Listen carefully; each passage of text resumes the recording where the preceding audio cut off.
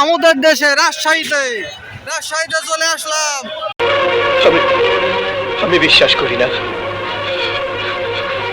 আমি বিশ্বাস করি না। বললেই হলো, এত তাড়াতাড়ি রাজশাহী যাওয়া যায়? 1 মিনিটে রাজশাহী যাওয়া যায়? হবে না, সমস্যা আছে। আপনাকে ঘটনা খুলে বলেন, কিভাবে প্রথম থেকে বলেন যে রাজশাহী কিভাবে যাওয়া হলো। ওকে ওকে। হ্যালো, আসসালামু আলাইকুম। সবাই কেমন আছেন? আলহামদুলিল্লাহ, আমি ভালো আছি। তো চলে আসলাম আরেকটি ডেলি ব্লগ নিয়ে। তো আজকে আপনাদের সাথে শেয়ার করব ঈশ্বরদী থেকে রাজশাহী যাওয়ার জার্নিটা। তো চলুন ভিডিওটা শুরু করা যাক। তো ঈশ্বরদী যাওয়ার জন্য প্রথমে একটি গাড়িতে উঠলাম। তো ঈশ্বরদী বাজারে এসে পৌঁছালাম। তো বাজারে প্রচণ্ড ভিড়। ওভারব্রিজের কাছে চলে আসলাম, ওভারব্রিজে উঠলাম।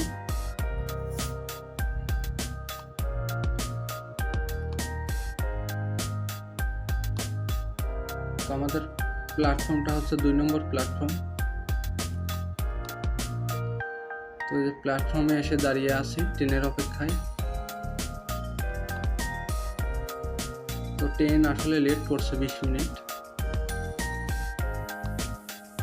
তো ট্রেনের মধ্যে উঠে পড়লাম। তো এই যে বসে আছি ট্রেনের মধ্যে, ট্রেন ছেড়ে দিছে। তো আসলে বসে আছি আমি, আমার সিটটা পড়ছিল জানালার পাশে। আসলে এই প্রাকৃতিক পরিবেশটা অনেক সুন্দর লাগছে, মনোরম পরিবেশ। আর যে খোলা বাতাস, আসলে অনেক সুন্দর। চারিদিকে শুধু সবুজ আর সবুজ।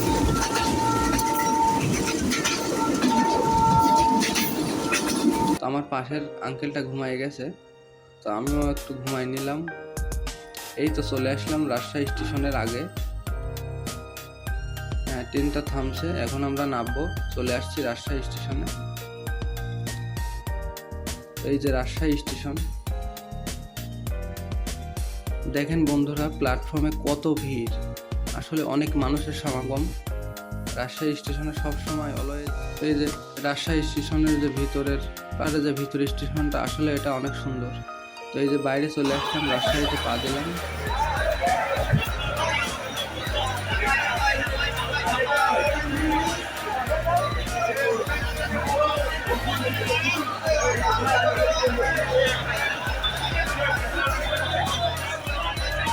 মামুদের দেশে রাজশাহীতে চলে আসলাম।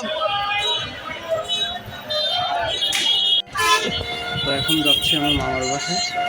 তো আজকের ভিডিওটা এটুকুই ছিল, দেখা হবে আরও অন্য কোনো ভিডিওতে। আজকের ভিডিওটা এটুকুই ছিল, তো ইনশাল্লাহ দেখা হবে অন্য কোনো ভিডিওতে। সবাই আমার জন্য দোয়া করবেন। আল্লাহ হাফেজ, আসসালামু আলাইকুম।